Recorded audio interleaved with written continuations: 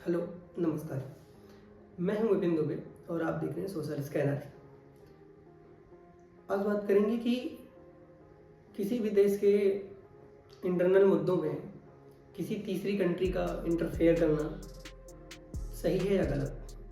तो अमेरिका जैसे एक घटिया देश, जिसकी मानसिकता मोस्टली और हमेशा यही रही है कि कोई भी कंट्री उससे आगे ना निकले, चाहे वो चाइना हो, चाहे वो भारत हो, कोई भी अंडर डेवलपमेंट कंट्री या फिर फास्टेस्ट ग्रोइंग कंट्री जो भी हैं, मतलब इस कंट्री का क्लियर नेटिव यही है कि कोई इससे आगे ना निकले, चाहे वो उसका दोस्त हो, चाहे उसका दुश्मन हो।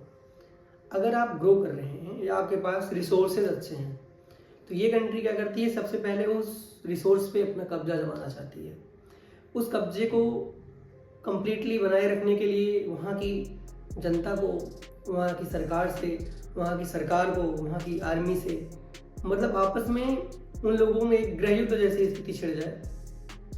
इस तरीके के सारे हथकंडे ये अपनाती है जिससे वहाँ पे ये चीज़ें उत्पन्न हो जाए, लोग आपस में लड़े भिड़े, देश में स्थिति बेकार हो जाए, और ये फिर उसी कंट्री के किसी पर्सन को सपोर्ट करेगी कि आपकी गवर्नमेंट बनेगी या इनकी गवर्नमेंट हम बनवाएंगे, ऐसा है, किसी का बखान करेगा या ऐसा कुछ करता है। तो उसकी वजह से क्या होता है कि फिर लोग, ये तो जाहिर सी बात है कि हर देश में जनता के दो पक्ष होते हैं, कुछ जनता किसी के साथ में जाती है, कुछ किसी के साथ में जाती है। तो ये जिसको ये सपोर्ट करेगा, उनके साथ जो लोग होंगे वो उनकी तरफदारी करेंगे, और फिर उनकी गवर्नमेंट अगर बन भी जाती है कुछ सालों में, वहाँ पे ये जैसे नरसंहार जैसी स्थिति जो उत्पन्न हुई है, अगर गवर्नमेंट बन भी जाती है तो उनकी वजह से अमेरिका जैसे देश उनके रिसोर्सेज पे कब्जा करके उन चीज़ों को अपने अकॉर्डिंग यूज करता है जैसे वो चाहता है। वो चाहेगा कि आप इनको ये रिसोर्सेज प्रदान करो, किसी कंट्री को आपको क्या देना है, क्या नहीं देना है। अमेरिका जैसा घटिया देश जो हर कंट्री के मैटर में कूदता रहता है, हर कंट्री के इंटरनल मैटर में घुस जाएगा कि तुम्हें ये करना है, तुम्हें वो करना है। कभी कभी तो जो ट्रम्प ये भी बोलते हैं कि हमने इंडिया को ऐसे बोला है कि तुम यहाँ से ले लो, वहाँ से ले लो, ये कर लो, वो कर लो।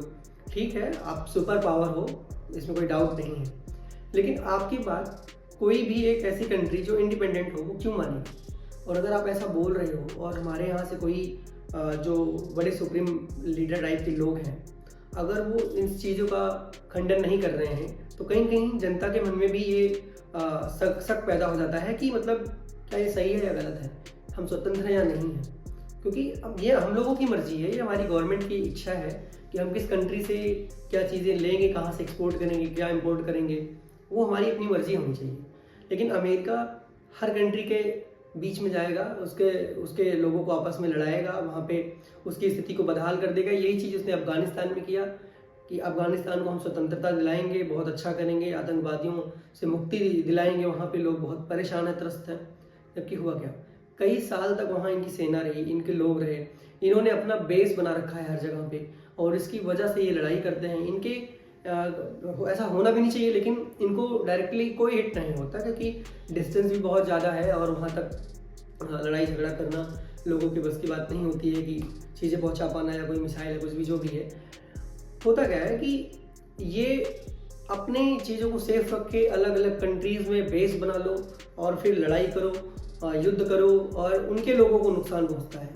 मतलब ये बीच से हट के थोड़ी दूर बैठ के बस दो कंट्रीज़ को आपस में लड़वाता है, और लड़ने के वजह से हम लोग आपस में पीछे हो जाते हैं और ये इसकी स्थिति और मजबूत हो जाती है। और अगर इसको फ़ायदा हुआ तो हुआ ही, अगर नहीं हुआ तब भी फ़ायदा होगा, क्योंकि डायरेक्टली फ़ायदा इनडायरेक्टली दोनों इसी के हो रहा है।